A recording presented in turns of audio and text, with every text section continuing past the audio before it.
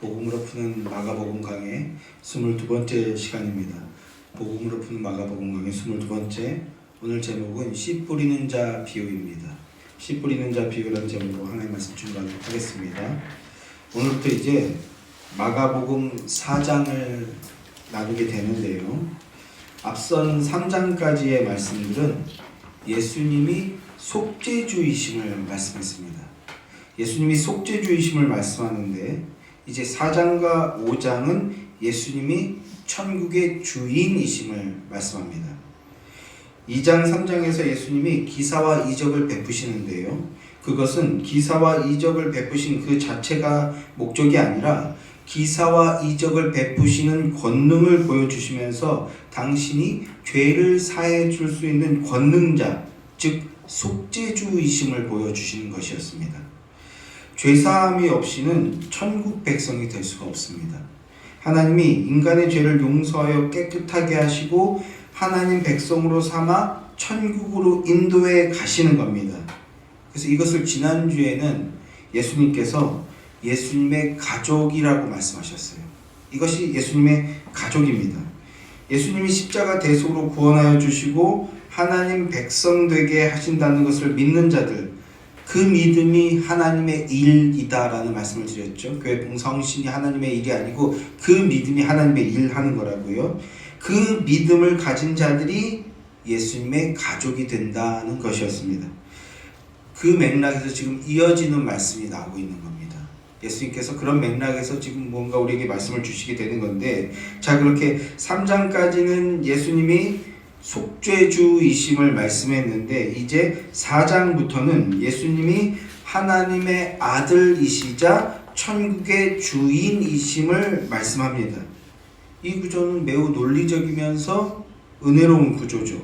속죄의 권능을 가지신 분이 죄를 용서해 주심으로써 그것은 이제 천국 백성이 될 수 있는 기본 자질이 갖추어진 것이거든요. 그러니까 천국의 주인이신 분이 천국 백성으로 삼는다, 이런 말씀의 논리가 진행이 되는 겁니다. 그래서 4장에서 천국, 하나님 나라와 은혜로 하나님 나라 백성에 삼는 것에 대해서 이제 비유로 말씀해 주시는 겁니다. 오늘 그 첫 번째 말씀이 비유 중에서 가장 근본이 되는 비유라고 할 수 있는 씨 뿌리는 자 비유입니다. 씨 뿌리는 자 비유. 이제 그 말씀에 대해서 함께 살펴보도록 하겠습니다. 자, 1절 말씀을 보십시오.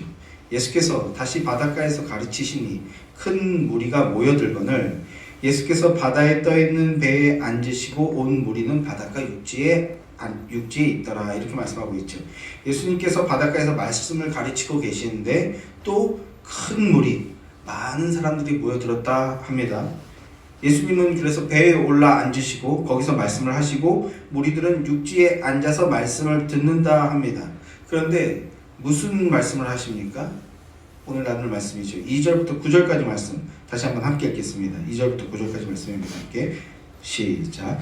이에 예수께서 여러 가지 비유로 가르치시니 그 가르치시는 중에 그들에게 이르시되 들으라. 씨 뿌리는 자는 뿌리러 나가서 뿌릴새 더러는 길가에 떨어지매 새들이 와서 먹어버렸고 더러는 흙이 얕은 돌밭에 떨어지매 흙이 깊지 아니하므로 곧 싹이 나오나 해가 돋은 후에 타서 뿌리가 없으므로 말랐고 더러는 가시떨기에 떨어지매 가시가 자라 기운을 막음으로 결실하지 못하였고 더러는 좋은 땅에 떨어지매 자라 무성하여 결실하였으니 30배나 60배나 100배가 되었느니라 하시고 또 이르시되 들을 귀 있는 자는 들으라 하시니라. 자, 씨 뿌리는 자 비유 말씀이죠. 씨 뿌리는 자 비유 말씀. 예수님이 무리들에게 씨 뿌리는 자를 비유로 하나님 나라 천국을 가르쳐 주시는 건데요. 씨 뿌리는 자가 농사를 짓기 위해서 씨를 뿌리는 장면을 비유로서 말씀하시는데 그 씨가 길가에도 떨어지고 돌밭에도 떨어지고 가시떨기에도 떨어지고 그리고 좋은 땅, 옥토에도 떨어졌다, 이렇게 말씀합니다. 네 종류의 밭을 비유로 말씀하시는 건데 여기서 나오는 이 씨 뿌린 방법은요, 흩어 뿌림이라고 합니다. 이것은 팔레스타인 지역에서는 보편적인 씨 뿌리는 방법입니다. 우리네는 주로 논농사를 하고 밭농사를 하니까 할 때도 땅을 딱 정해놓고 규격대로 이렇게 선을 다 그어놓고 그 선에 맞춰서 이렇게 씨를 뿌리잖아요. 그러니까 우리가 가지고 있는 농사 방법과 굉장히 다른 방법인데 일단 여기에다 다 뿌려놓는 겁니다. 여기저기 다 흩어서 뿌리는 거예요. 그래서 네 종류의 밭에 떨어지게 되었다 하는데, 그래서 길가나 돌밭이나 가시떨기에는 열매를 맺지 못했다. 그런데 좋은 땅에서는 열매를 맺는데 어떻게 맺는다고요? 30배, 60배, 100배의 결실을 맺게 되었다. 이런 말씀을 하십니다. 사실은 그렇게 어려울 게 없는 말씀입니다. 그런데 9절 말씀을 보시게 되면 예수님이 이렇게 말씀을 하셨어요. 들을 귀 있는 자는 들으라. 들을 귀 있는 자는 이런 말씀을 하십니다. 그러니까 알아들을 수 있는 사람은 알아들어라, 이런 뜻인 겁니다. 그 말은 못 알아듣는다는 거죠. 못 알아들을 걸, 이런 뜻입니다. 알아들을 수 없다, 이런 말씀인데 왜 이런 말씀을 하셨을까요? 이 비유 말씀 안에는 감추어진 뜻이 있다는 겁니다. 알아들 수 없는 감추어진 뜻이 있다. 그래서 사람들이 다 돌아가고 난 뒤에 예수님이 홀로 계실 때 제자들이 예수님께 그 비유의 뜻이 무엇인지 물으러 오는 겁니다. 10절, 11절 말씀입니다. 함께 읽겠습니다. 시작. 예수께서 홀로 계실 때에 함께한 사람들이 12제자와 더불어 그 비유들에 대하여 물으니 이르시되 하나님의 나라의 비밀을 너희에게는 주었으나 외인에게는 모든 것을 비유로 하나니. 비유로 하느니라, 이렇게 말씀하고 있습니다.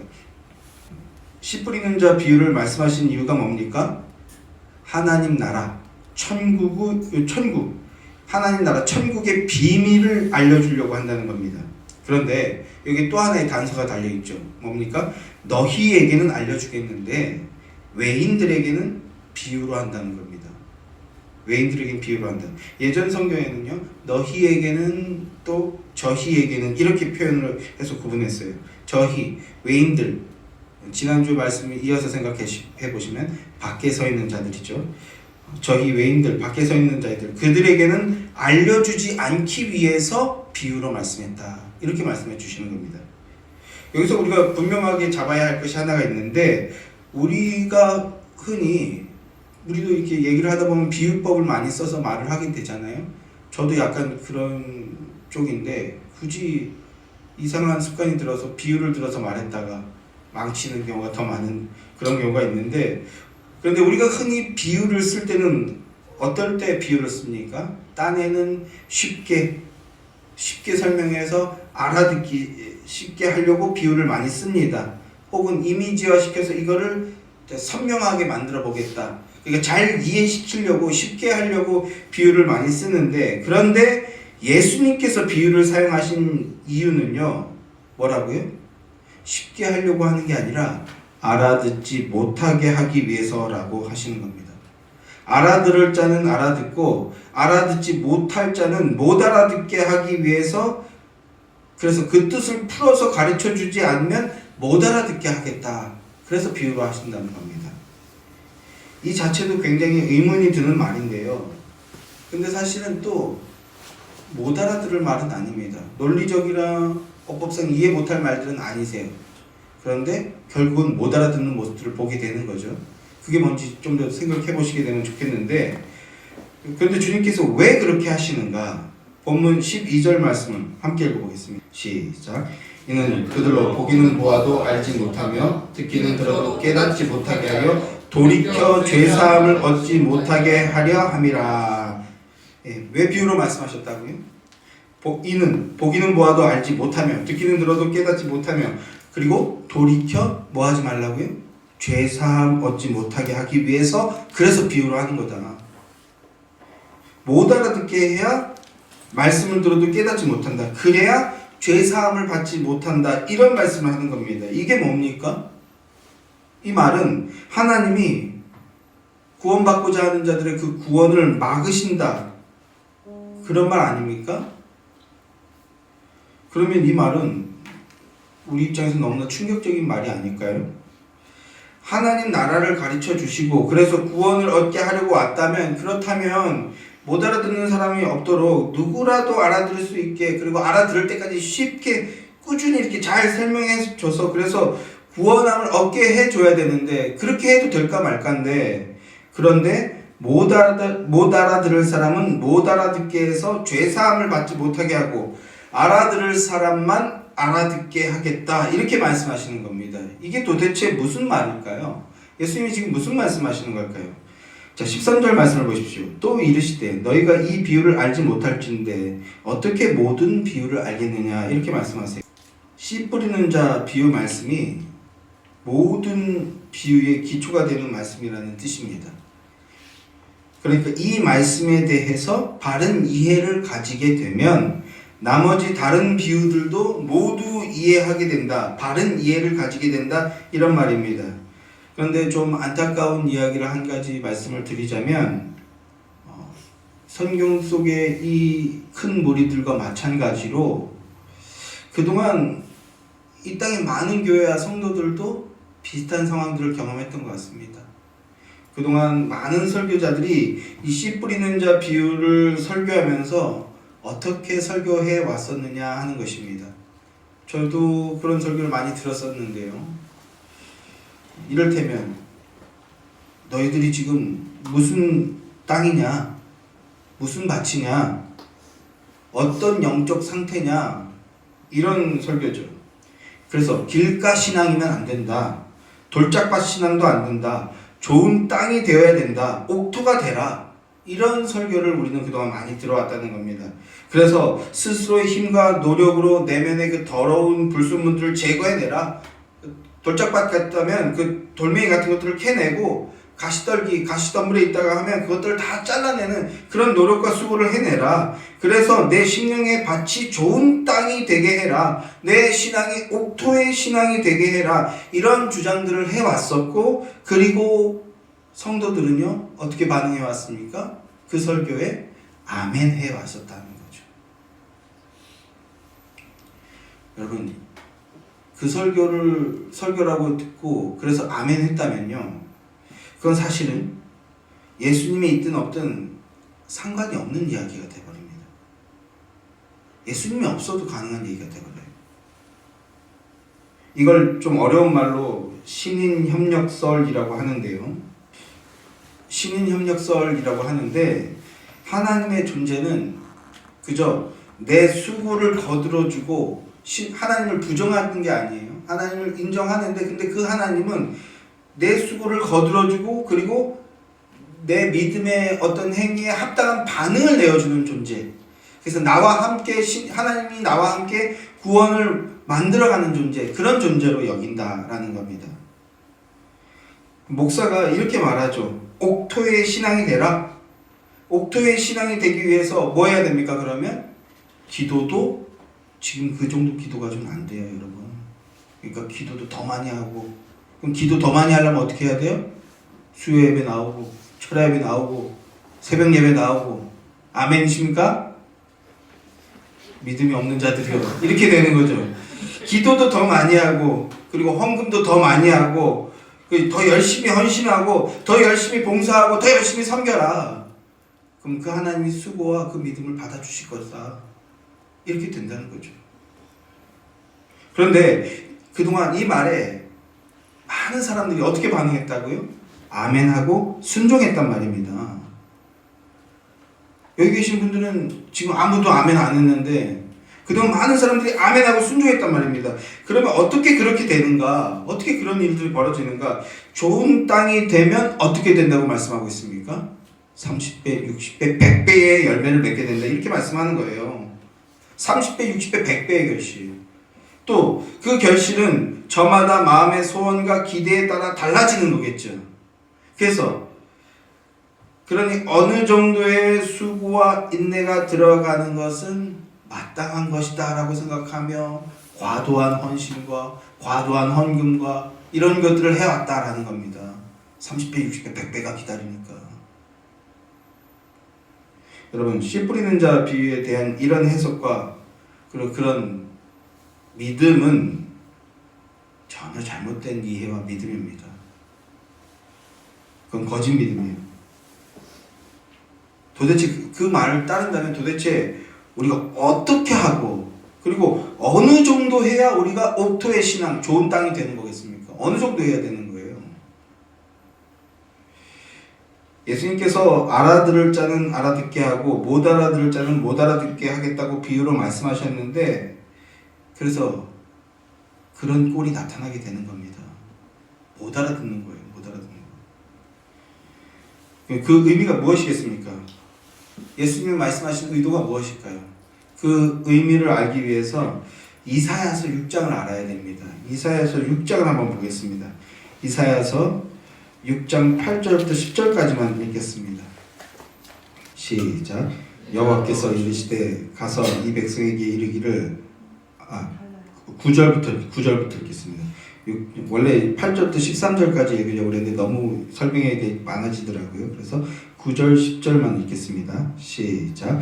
여호와께서 이르시되 가서 이 백성에게 이르기를 너희가 듣기는 들어도 깨닫지 못할 것이요 보기는 보아도 알지 못하리라 하여 이 백성의 마음을 둔하게 하며 그들의 귀가 막히고 그들의 눈이 감기게 하라. 염려하건대 그들이 눈으로 보고 귀로 듣고 마음으로 깨닫고 다시 돌아와 고침을 받을까 하노라 하시기로. 백성들의 마음을 둔하게 하고 귀를 막고 그들의 눈이 감기게 해라. 그들이 자신의 눈으로 보고 듣고 깨달아 자신의 힘으로 고침을 발휘할 것이니 그렇게 하지 못하게 하라. 이렇게 말씀하고 있습니다. 이 말씀은 여호와께서 하나님께서 이사야 선지자에게 하셨던 말씀인데 그것은 어떤 그 구속사적인 관점으로 봤을 때 어떤 의미를 담고 있냐면 예수님이 하실 사역의 모형으로 미리 이르게 하는 거였어요. 모형하는 것이었어요. 그래서 실체이신 예수님께서 육신을 입고 오셔서 그걸 완전하게 성취해 내시게 되는 겁니다. 이사야 이 말씀의 핵심은 하나님께서 이스라엘의 구원을 막으신다는 것인데 그것은 인간 스스로의 힘으로 자신이 죄인임을 깨닫고 스스로 자신을 돌이켜 회개하고 스스로 주님의 십자가를 붙들고 나와야 되는데 그것을 막아버리라는 거예요. 그걸 막으라는 겁니다. 그럼 그걸 왜 막느냐? 창세기 3장을 보게 되면 아담과 하와가 선악과를 따먹죠. 선악과를 따먹고 그 따먹은 이유가 뭡니까? 너도 하나님과 같이 될 것이다. 스스로 신이 되는 것이었습니다. 스스로 신이 되는 것은 어떤 의미냐면 선, 악 판단의 주체자가 된다는 뜻입니다. 내가 생각하는 게 선이고 내가 악이라고 생각하는 게 악이다. 이 선악 판단의 주체자가 된다는 뜻입니다. 하나님이 우리의 하나님이라는 것은요, 하나님만이 선악 판단의 근거요 주체라는 뜻입니다. 하나님이 선하다고 하시는 것이 선이고 하나님이 악하다고 하는 것이 악인 존재들이 바로 성도인 겁니다. 피조물은 하나님의 이 말씀에 절대 순종하고 절대 의지하는 자들이 바로 피조물이고 성도입니다. 그리고 그걸 의라고 하는 겁니다. 예수 의할 때 그 의입니다. 그런데 하나님을 의지하지 않고 하나님이 선악의 주체자이심을 부정하고 거부하는 것, 이게 뭡니까? 이게 성경이 말하는 죄입니다. 이게 죄거든요. 그런데 아담이 범죄한 이후로 모든 인간들은 스스로 선악 판단의 주체자가 되어서 살아가는 겁니다.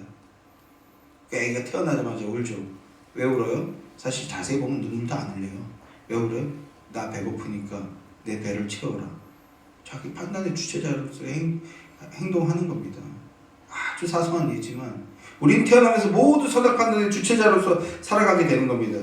그러니까 스스로 선악 판단을 가지고 있는 자들이 자신들의 그 판단을 근거로 해서 스스로 뉘우쳤다 하고 스스로 깨우쳐서 뉘우쳤다 하고 그래서 스스로 회개해서 돌이켰다라고 한다면 그건 뭡니까? 선악과를 따먹은 채로 주님께 나오는 겁니다. 그게 뭐예요? 그게 죄고 그게 악입니다. 그래서 하나님은 선악과 따먹은 아담을 그 상태로 하나님께 나오지 못하게 하려고 에덴 동산에서 아예 쫓아내버리셨죠. 거기에 뭐가 있었습니까? 생명나무가 남아있었잖아요. 그래서 생명나무로 가는 길을 완전히 차단시켜버리셨어요. 그렇게는 나갈 수도 없지만 그렇게 나와서는 안 되기 때문에 인간의 지식이나 힘과 능력으로 나오지 못하게 막아버리신 겁니다. 스스로 나오지 못하게 막으신 거예요. 스스로 나오면 어떻게 됩니까? 자기 자랑이 되거든요. 자기 의가 되고 자기 자랑이 되는 겁니다. 그래서 교회 보면요, 내가 회개했다, 내가 순종했다, 내가 헌신했다. 이런 거 막 어깨에 힘주고 내가 얼마나 힘들게 어렵게 순종했는지 아냐? 예수님보다 순종한 자기를 더 높이는 이런 모습들 우리가 보게 되지 않습니까? 이사야 선지자가 받은 건 그걸 받은 겁니다. 스스로 회개하고 거듭났다고 착각하는 그 자기 의에 빠지지 않게 막아버리라는 거예요. 이제 왜 막으셨는지 아시겠습니까? 그리고 이사야 선지자가 받은 그 계시를 육신을 입고 오신 예수님이 지금 이루어내려고 하신다라는 겁니다. 하나님이 이사야 선지자에게 눈과 귀를 막아버리라라고 말씀하시는데 그게 언제까지입니까? 망하게 될 이스라엘의 마지막 구루터기인 예수 그리스도가 올 때까지입니다. 우리 이사야서 6장 13절 말씀만 한번 읽죠. 6장 13절 말씀입니다. 함께 시작. 그 중에 10분의 1이 아직 남아있을지라도 이것도 황폐하게 될 것이나 밤나무라 상수리나무가 배임을 당하여도 그 그루터기는 남아있는 것 같이 거룩한 씨가 이 땅에 그루터기니라 하시더라. 자, 이사야는 어떤 예언을 하냐면 이스라엘이 완전히 멸망하게 될 거라는 걸 예언합니다. 그 말은 어떤 함의를 하고 있냐면 스스로 구원할 힘과 능력이 없는 존재라는 겁니다. 그걸 깨닫고 나오라는 거예요. 근데 그게 아니라 우리가 노력하고 애쓰고 수고하면 막을 수 있고 우리가 하나님의 그 영광에 도달할 수 있다, 구원할 수 있다 이러니까 하나님께서 아예 입 막아버려, 귀 막아버려 이렇게 하셨던 거거든요. 그리고 실제 역사 속에서 이스라엘은 어떻게 됩니까? 이사야의 예언처럼 멸망당하게 되죠. 멸망하고 사라지게 됩니다. 그렇게 망하게 될 것인데 그래서 밤나무와 상수리나무가 배임을 당하게 될 텐데 그러나 거기 그루터기는 남아있는 것 같이라고 말하는 거예요. 그루터기, 뭐 밑둥 말하는 거잖아요. 그루터기는 남아있는 것 같이 거룩한 씨가 이 땅의 그루터기다라고 합니다. 거룩한 씨, 이 땅의 그루터기. 이스라엘이 그 그루터기 하나 남을 때까지 다 망하게 될 것이다라는 거예요. 그런데 그 그루터기 때문에 어떻게 됩니까? 다시 살아나게 된다는 겁니다. 그러면 그 그루터기, 거룩한 씨, 이거 누구를 말하는 것이겠습니까? 예수 그리스도죠. 메시아, 예수 그리스도입니다.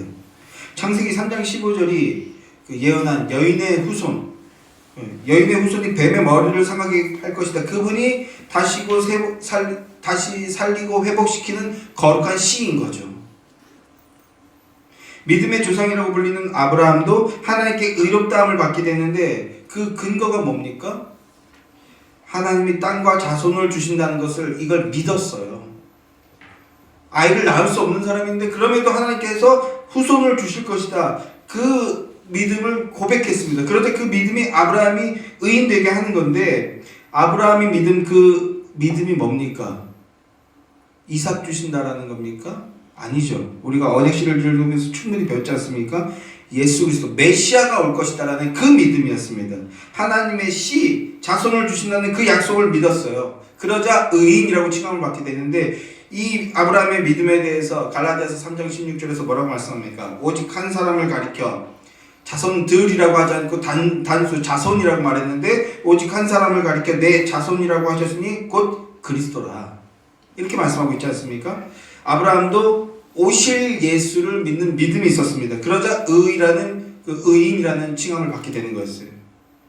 돌이켜 죄사함을 얻지 못하게 하려 한다는 것은 인간은 마치 자기의 힘과 노력이나 정성으로 구원을 얻을 수 있는 것으로 착각하고 있지만 오늘날도 그래서 많은 사람들이 교회 와서 헌신 봉사하고 열심히 기도하고 이걸로 뭔가 의인되고 구원되고 뭐 이런 것으로 착각하고 있지만 그러나 그것은 불가능하다라는 겁니다.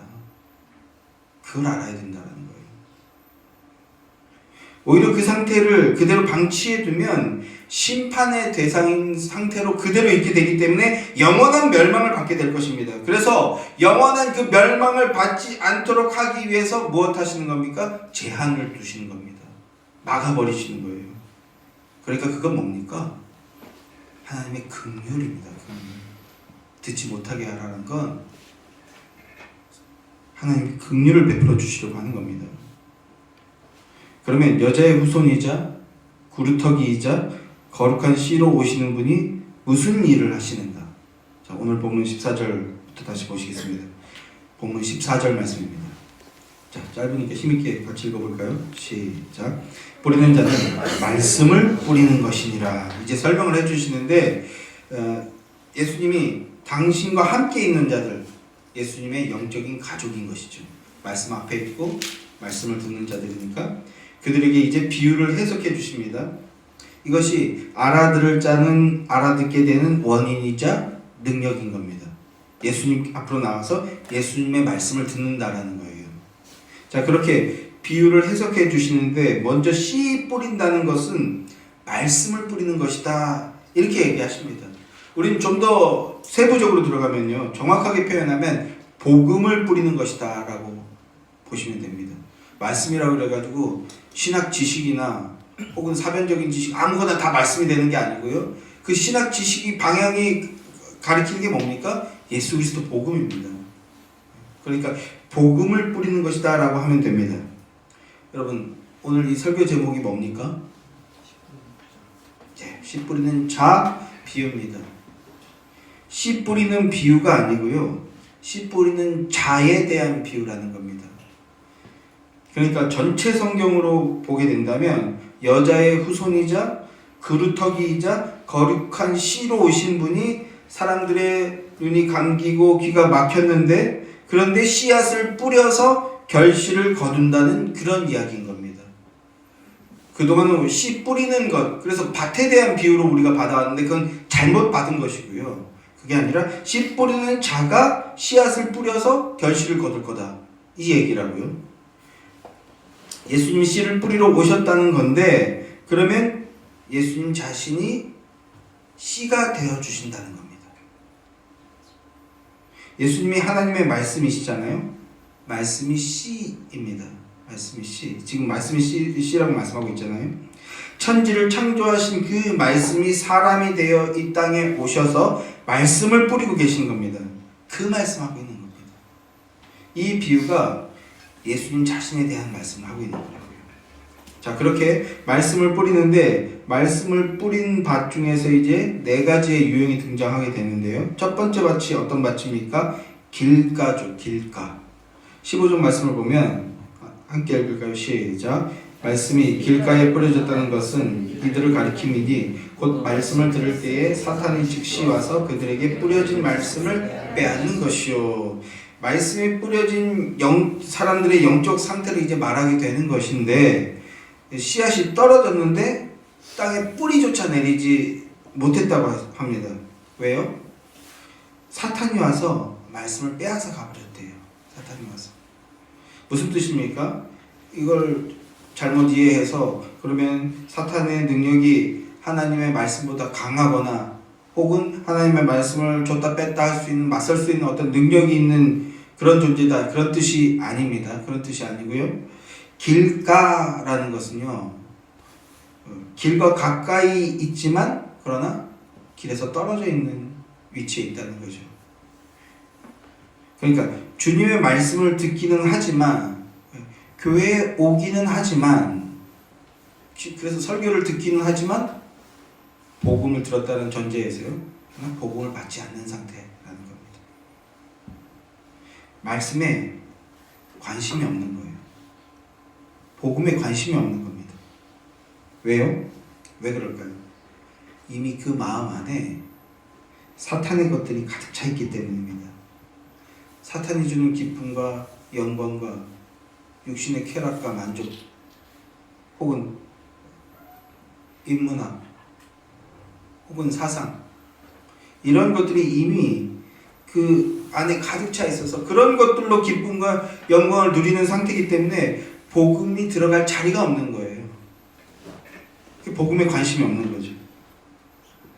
그런 상태라는 겁니다. 두 번째 밭은 무슨 밭입니까? 돌밭에 뿌려졌다고 하죠. 16절 17절 말씀 같이 읽겠습니다. 시작. 또 이와 같이 돌밭에 뿌려졌다는 것은 이들을 가리킴이니 그 속에 뿌리가 없어 잠깐 견디다가 말씀으로 인하여 환난이나 박해가 일어날 때에는 곧 넘어지는 자요. 말씀을 아까 길가 신앙보다는 조금 더 적극적으로 듣기는 듣습니다. 그래서 말씀을 들을 때 언뜻 보면 기쁨으로 받는 것 같아요. 그런데 그게 잠깐 그런다는 거죠. 좀 더 이거 풀어서 표현한다면 예배의 분위기나 상황에 어떤 만족감을 느끼고 그래서 거기에서 기쁨을 느낀다는 거죠. 그런데 잠깐 그러다가 만다는 겁니다. 왜 그렇다고 말씀하고 있습니까? 환난이나 박해나 고통이나 어려움이 오면 그걸 못 견뎌서 말씀을 놔버리고 도망친다는 겁니다. 제자들도 그랬죠. 제자들도 주님께 내가 목숨 바치겠습니다. 싹이 튼 것 같아요. 교회 다니는 사람 같고 괜찮은 성도 같아요. 믿음이 있는 사람처럼 보였지만 그러나 실상은 말씀이 뿌리 내리지 않은 상태라는 겁니다. 그 안에 복음이 들어있지 않고 복음을 통한 믿음 고백이 없는 상태예요. 그러니까 결실을 맺을 수 없다라는 겁니다. 우리가 그런 신앙이라면 문제의 근본 원인이 무엇인지 돌이켜볼 수 있게 되는 것이죠. 세 번째 밭은 어떤 밭입니까? 18절 19절 말씀입니다. 함께 읽죠. 시작. 또 어떤 이는 그러진 자니 이들은 말씀을 듣기는 하되 세상의 염려와 재물의 유혹과 기타 욕심이 들어와 말씀을 막아 결실하지 못하게 되는 자요. 세상의 염려와 재물의 유혹과 그리고 기타 욕심 때문에 결실하지 못하는 자. 자, 세상의 염려, 재물의 유혹, 재물에 대한 근심이라고 할까요? 또는 기타 욕심 때문에 구원의 믿음이라는 결실을 이루지 못하는 자, 그리스도의 사랑이라는 결실을 이루지 못하는 자. 자, 우리 중에 지금 이 말씀 앞에서 내 얘기는 아니야 라고 하실 수 있는 분 여기 계실까요? 나와는 상관없는 얘기야 라고 당당하게 말할 수 있는 사람이 있을까요? 없죠. 사람마다 정도의 차이나 경우의 차이가 있을 수 있긴 합니다만, 그러나 이 중에 어떤 밭이든지 저와 여러분의 은밀한 속내가 드러나지 않는 경우가 있습니까? 없다는 겁니다. 길가든 돌짝이든 가시떨기든 이게 우리의 마음의 밭, 영적 상태라는 거죠. 그런데 이제 20절 말씀을 보십시오. 20절 말씀을 보면 좋은 땅에 뿌려진 것을 말씀합니다. 좋은 땅에 뿌려졌다는 것은 곧 말씀을 듣고 받아 30배, 60배, 100배의 결실을 하는 자니라 이렇게 말씀하고 있죠. 여기 더 설명이 없습니다. 그냥 좋은 땅이에요. 말씀을 받았다라는 말만 하고 있습니다. 좋은 땅이란 하나님의 말씀을 받았다는 겁니다. 좋은 땅, 좋은 밭이란 말씀을 듣고 받아서 깨달아서 자기 죄를 알고 회개하여 예수를 구주로 믿음으로 죄사함을 받으면 그게 좋은 땅입니다. 그게 좋은 밭이에요. 아멘이십니까? 여기서 우리에게 좋은 땅이 되어져서 열매를 맺어야 된다, 그런 말은 있어요? 없어요? 없습니다. 이 비유는 지금 그런 얘기를 하고 있지 않아요. 우리는 그저 길가거나 아니면 돌짝이거나 가시떨기일 뿐입니다. 인간은 아무도 자기 힘으로 좋은 땅이 될 수가 없습니다. 그러면 좋은 땅이 누굴 말하는 거겠습니까? 뭘 말하는 거겠어요? 예수님밖에 없다는 겁니다. 예수님이 좋은 땅이시라는 거예요. 예수님 외에는 없습니다. 하나님이 자기를 비워 스스로 종의 모습으로 오셨습니다. 사람으로 오셨어요. 즉 땅이 되어주신 겁니다. 말씀이신 예수님이 육신이 되어 이 땅으로 오셔서 종이 되고 사람, 흙으로 돌아가는 자, 사람이 되어 땅이 되시는 거라고요. 그런데 동시에 예수님은 또 씨가 되시는 겁니다. 거룩한 씨, 복음의 씨. 예수님이 십자가에서 단번에 드려지시는 흠없는 제물로 십자가에 매달리시잖아요. 그런데 동시에 예수님은요, 자기가 십자가에 그 제물로 올려졌지만 동시에 완전하고 영원한 제사를 드리는 참 제사장으로서 십자가에 매달리셨습니다. 제사장이자 제물로서 십자가에 매달리셨어요. 이게 예수님의 양면성인데, 하나님의 말씀을 듣고 받는 좋은 땅이 되시면서 동시에 영원한 생명이라는 결실을 주는 완전한 씨앗이 되어주신다는 겁니다. 그것이 예수님의 이 땅에서의 사역입니다.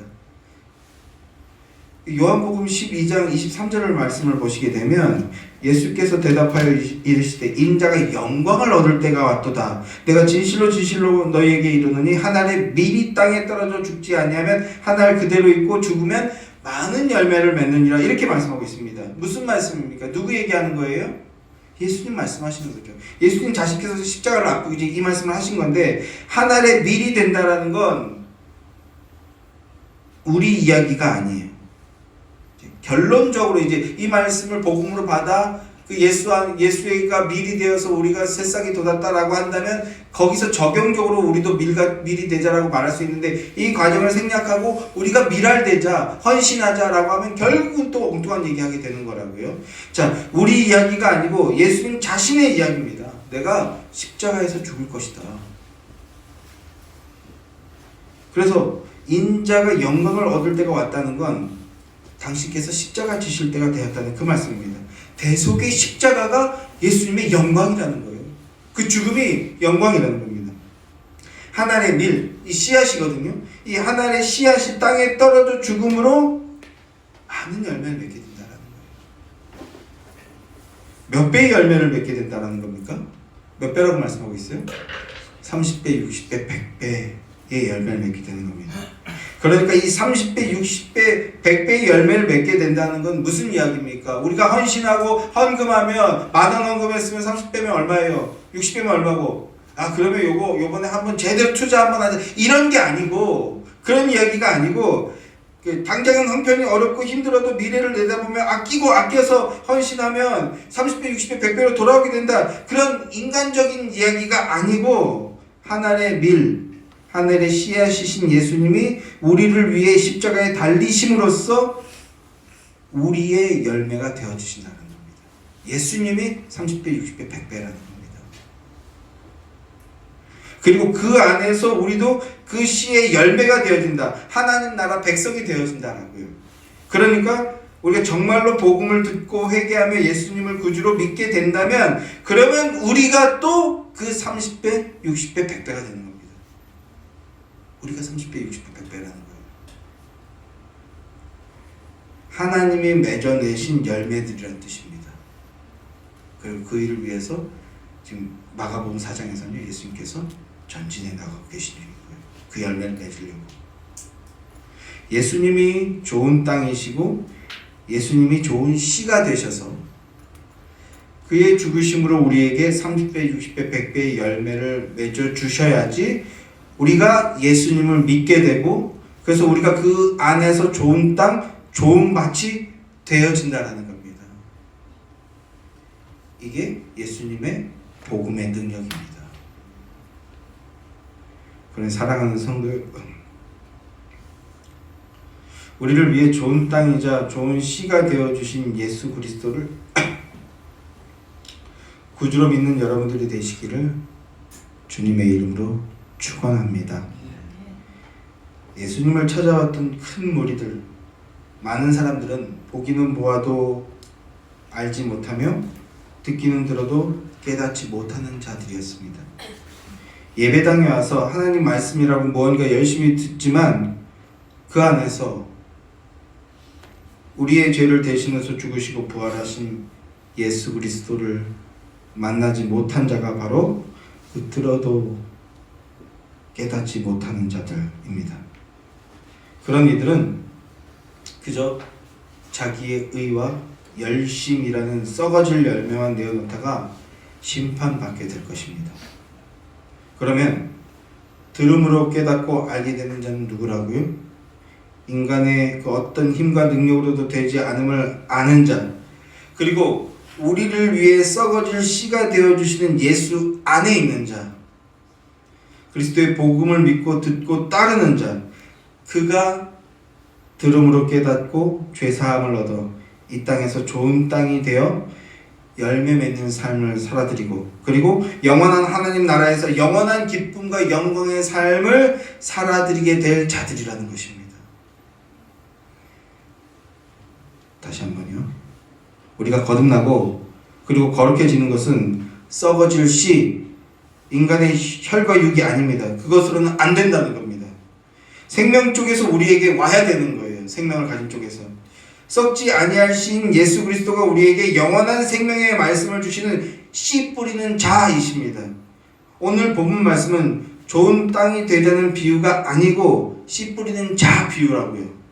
하나님의 생명의 말씀, 복음이 우리 마음밭에 뿌려지면 그러면 우리는 내가 길 까고 내가 돌짝밭이고 내가 가시떨기라는 게 드러나게 됩니다. 생명의 열매를 맺을 수 없는 존재라는 것이 폭로되어지는 겁니다. 여기서 내가 바로 그런 존재인 것을 깨닫게 되는 것, 그게 뭐라고요? 그게 은혜의 시작이라고요. 나는 열매 맺을 수 없다. 근데 우리 열매 맺는 삶을 살고 싶잖아요. 우리는 사랑의 생명의 열매를 맺을 능력이 없는 존재이지만 그래서 영원한 생명의 씨가 되시는 우리 예수님이 우리를 위해 하늘에 미리 되어주시기에 오셨음을 알게 될 때 우리는 생명을 얻게 된다는 겁니다. 예수님이 오셔서 죽으심으로 30배, 60배, 100배의 열매가 되셔서 우리 안으로 들어오시고 그리고 우리는 예수님 안으로 이끌림을 받게 되는 겁니다. 이 은혜를 믿고 따르는 복된 자들이 되시길 주님의 이름으로 소망합니다. 그 생명의 은혜 안에서 이 땅에서부터 좋은 땅 되어 복음의 결실, 거룩의 열매를 맺어나가는 여러분들이 되시기를 주님의 이름으로 축원합니다.